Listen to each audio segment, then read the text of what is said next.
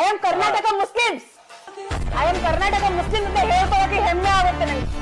ಮಂಗಳಾರ ತಗೋತೀನಿ, ಪ್ರಸಾದ ತಗೋತೀನಿ, ತಿಂತೀನಿ, ಕುಂಕುಮ ಹಚ್ಕೋತೀನಿ, ಪೂಜೆ ಮಾಡ್ತೀನಿ, ಡೈಲಿ ನಾನು ಪೂಜೆ ಮಾಡ್ತೀನಿ. ಅಂದ್ರೆ ಪೂಜೆ ಮಾಡ್ಲೇಬೇಕಂದ್ರೆ ದೇವಸ್ಥಾನ ಎಟ್ಟಿ ಗಂಧದ ಕಡೆ ಹಚ್ಚಿದ್ರೆ ಪೂಜೆ ಅಂತ ಅಲ್ಲ, ನಮ್ಮ ಮನಸ್ಸಿಂದ ಯಾರು ಪೂಜೆ ಮಾಡಿದ್ರು ಗಂಧದ ಕಡೆ ಹಚ್ಚಿದ್ರೆ ಎಲ್ಲ ತಗೋತೀನಿ. ಮುಸ್ಲಿಮ್ಸ್ ಏನು ಅನ್ಕೊಳಲ್ವಾ? ಯಾಕೆ ಅನ್ಕೋತಾರೆ? ಏನು ಅರ್ಥ ಆಗ್ತಿಲ್ವೇ ಈ ಕೇಸು? ಮಗು ಆಗಿದ್ರೆ ಕರ್ನಾಟಕದಲ್ಲಿ ಗೊತ್ತಾಗ್ತಿಲ್ಲಪ್ಪ.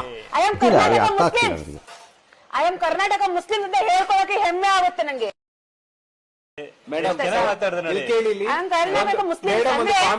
ನಾನು ಅಂದ್ರೆ ಎಲ್ಲಾರು ತಗೊಳ್ಳಲ್ಲ ಆತರ. ಮುಸ್ಲಿಮ್ಸ್ ಅವ್ರು ಯಾರು ಬುರ್ಕ ಹಾಕೊಂಡೆ ಓಡಾಡೋ ಹೆಣ್ಮಕ್ಳು. ನಾನು ಒಂದು ಕಲೆಗಾರಿ, ನಾನು ಶೂಟಿಂಗ್ ಅಲ್ಲಿ ಕೆಲಸ ಮಾಡ್ತೀನಿ. ಶೂಟಿಂಗ್ ಅಲ್ಲಿ ಕೆಲಸ ಮಾಡುವಾಗ ನಾನು ಬೊಟ್ಟು ಇಡ್ಬೇಕು, ಕುಂಕುಮನೂ ಇಡ್ಬೇಕು, ಪೂಜೆನೂ ಮಾಡ್ಬೇಕು.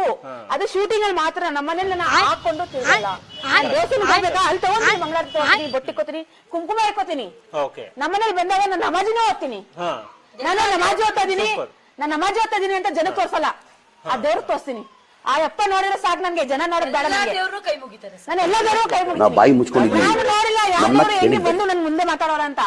ನಮ್ ದೇವ್ರು ಇದೆ ಅಲ್ಲಾನೇ ಹಿಂದೂನೇ ಅಂತ ನಾನು ನೋಡಿಲ್ಲ. ನಮ್ಮಮ್ಮ ಉರ್ದು ಮಾತಾಡಿದ್ರೆ ನಾನು ಉರ್ದು ಮಾತಾಡಿದೆ. ಇವಾಗ ತಾಯಿ ಹೊಟ್ಟೆಯಿಂದ ಮಗು ಬಂದ ತಕ್ಷಣ ಅವ್ರ ಮನೆ ಏನ್ ಭಾಷೆ ಮಾತಾಡ್ತಾರ ಆ ಭಾಷೆನೇ ಒಂದು ಮಗು ಮಾತಾಡೋದು. ಹೌದು ಅಲ್ವಾ?